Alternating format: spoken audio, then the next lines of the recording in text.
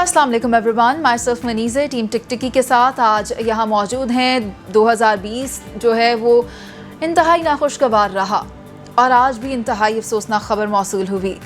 इब्तिदा है रब्बे जलील के बाबरकत नाम से जो दिलों के भेद जानता है।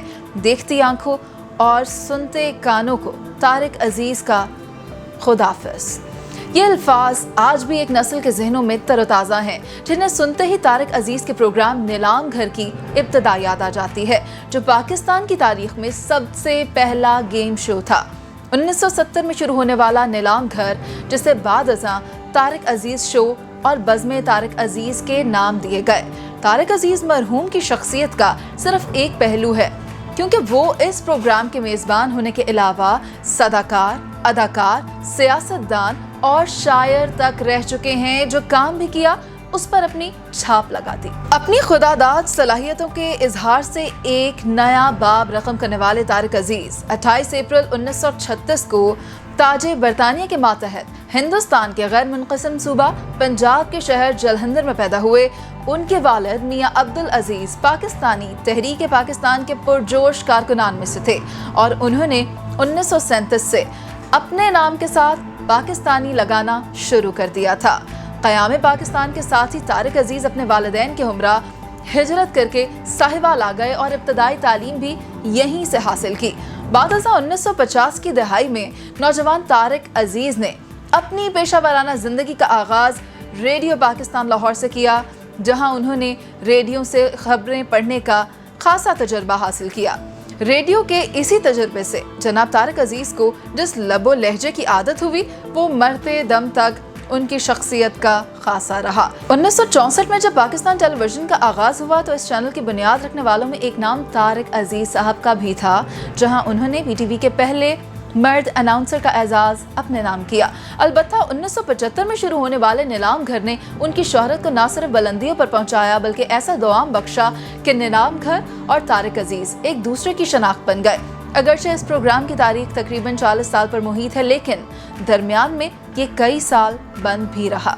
पाकिस्तान टेलीविज़न के इब्तदाई बरसों में प्रोग्राम रिकॉर्ड करने की सहूलत मौजूद ना थी। इसी ज़माने में तारिक अजीज़ मरहूम ने ना सिर्फ PTV के कई प्रोग्राम्स में अदाकारी और कंपेयरिंग की हैसियत से काम किया, बल्कि बराह रास्त नशर होने वाले कुछ ड्रामास में हिदायतकारी के फ़राइज़ भी सर अंजाम दिए। फिल्मों के हवाले से बात की जाए तो मरहूम तारिक अजीज़ ने फिल्मों में भी अदाकारी की। उनकी सबसे पहली फिल्म इंसानियत थी, जो 1967 में रिलीज़ हुई।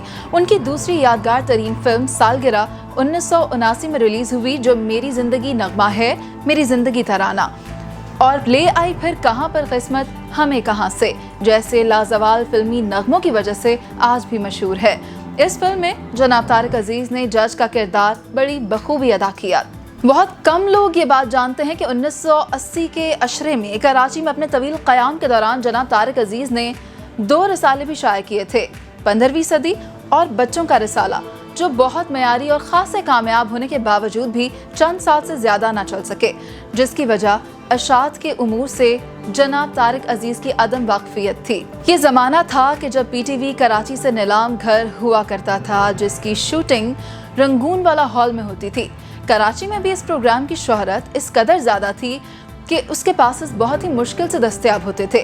बच्चों का रिसाला के शुमारे में वो किसी भी शोबे में नुमाया कारकर्दगी दिखाने वाले किसी एक बच्चे का खुसूसी इंटरव्यू खुद करते, जिसकी तस्वीर सरे वर्क पर शाया की जाती। अलबत्ता 15वीं सदी में ज़्यादातर साफ सुथरी कहानियाँ और किस्तवार नॉवल शाया किए जाते थे। कराची में क़याम के दौरान जनाब तारिक अजीज़ ने शादी कर ली, ताहम उनकी घरेलू और शादीशुदा ज़िंदगी के बारे में सिर्फ इतना ही मालूम हो सका कि वो बे औलाद रहे थे। फ़नून लतीफ़ा में खिदमात पर उन्हें कई अवार्ड्स मिल चुके हैं, जिनमें हुकूमत पाकिस्तान की जानिब से 1992 में सदारती तमग़ा हुस्न कारकर्दगी भी शामिल है। अशरा 1990 की इब्तिदा में दोबारा लाहौर चले गए और अपने आखिरी वक्त तक वहीं मुक़ीम रहे। 1969 में जुल्फ़िकार अली भुट्टो साहब ने पाकिस्तान पीपल्स पार्टी कायम की और रोटी, कपड़ा और मकान का नारा लगाया, तो उससे बहुत मुतासिर हुए। लेकिन 1989 में जब मोहतरमा बेनज़ीर भुट्टो पहली बार पाकिस्तान की वज़ीर आज़म मुंतखब हुई, तो जनाब तारिक अजीज़ की सोच भी तब्दील होकर मुस्लिम लीग नून के हक़ में खासी हद तक इस्तवार हो चुकी थी। पिछले चंद साल से वो ट्विटर पर सरगर्म थे और उनका ट्विटर हैंडल था। अपने इंतकाल से सिर्फ एक दिन पहले उन्होंने अस्पताल से अपनी ट्वीट में लिखा यूं लगता है कि वक्त थम गया है, रवां दवा जिंदगी रुक गई है। कई दिनों से बिस्तर पर लेटे लेटे सोच रहा हूँ कि आज़ादाना नक़्लो हरकत भी मालिक की कितनी बड़ी नेमत थी। न जाने पुराना वक्त कब लौट के आता है, अभी तो कोई उम्मीद नजर नहीं आती।